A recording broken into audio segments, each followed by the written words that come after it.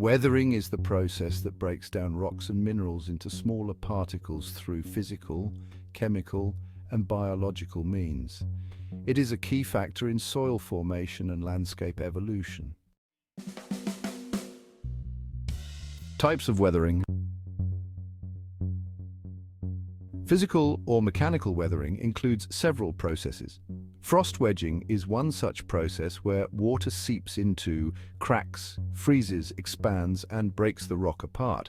Then there's thermal expansion, where repeated heating and cooling cause rocks to expand and contract, leading to fracturing. Abrasion occurs when rocks and sediments grind against each other, wearing surfaces down. And finally, biological activity, where plant roots grow into cracks and burrowing animals break down rock. Chemical weathering involves different processes as well. Hydrolysis occurs when water reacts with minerals to form new minerals and soluble salts. Oxidation happens when oxygen reacts with minerals, particularly those containing iron, to form oxides. Carbonation is the process where carbon dioxide in water forms carbonic acid, which reacts with minerals like limestone.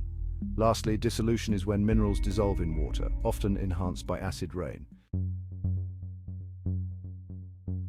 Weathering reactions can be quite fascinating. Let's start with feldspar hydrolysis. Orthoclase, which is a type of feldspar, reacts with water and hydrogen ions to produce kaolinite, a clay mineral, along with dissolved silica and potassium ions. Now moving on to the oxidation of pyrite. Pyrite reacts with oxygen and water to form iron hydroxide and sulfuric acid. Now, let's talk about erosion, transportation, and deposition. Erosion involves the removal and transportation of weathered material by natural agents like water, wind, ice, and gravity. Then we have transportation, which is the movement of sediments from the site of erosion to new locations via water, wind, glaciers, and gravity, such as landslides. Finally, deposition is the process where transported materials are laid down or settle in new locations, forming sedimentary layers.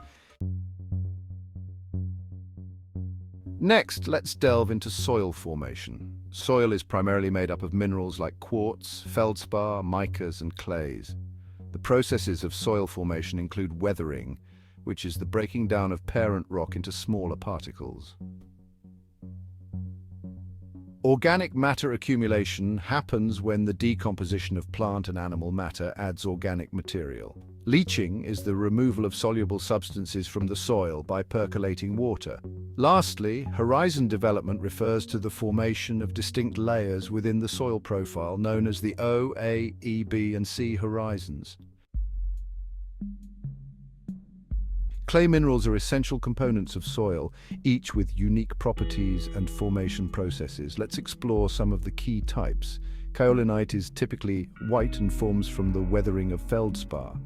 Elite, on the other hand, is fine-grained and results from the weathering of micas and feldspars. Smectite, known for its swelling properties, forms from volcanic ash. Lastly, chlorite, with its greenish hue, is formed from the alteration of mafic minerals.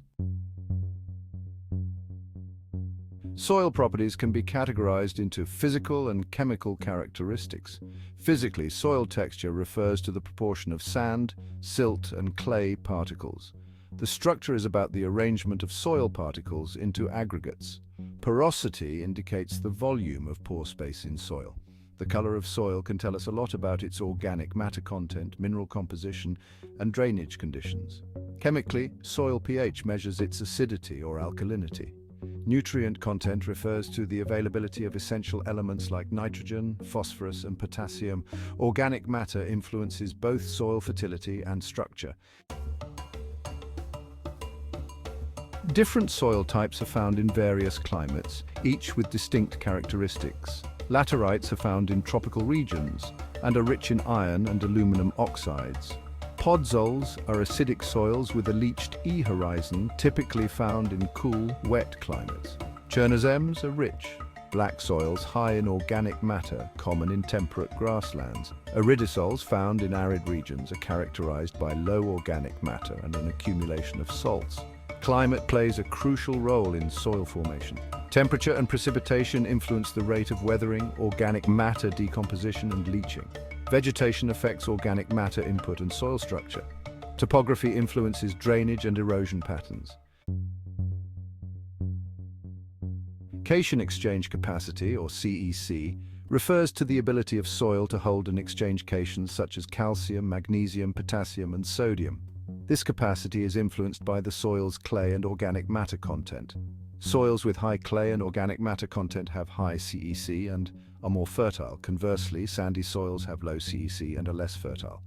Mineralogical controls also play a role. The types and proportions of clay minerals significantly affect CEC. Organic matter increases CEC due to its ability to hold cations. Soil pH affects the availability of cation exchange sites and the types of cations that can be exchanged.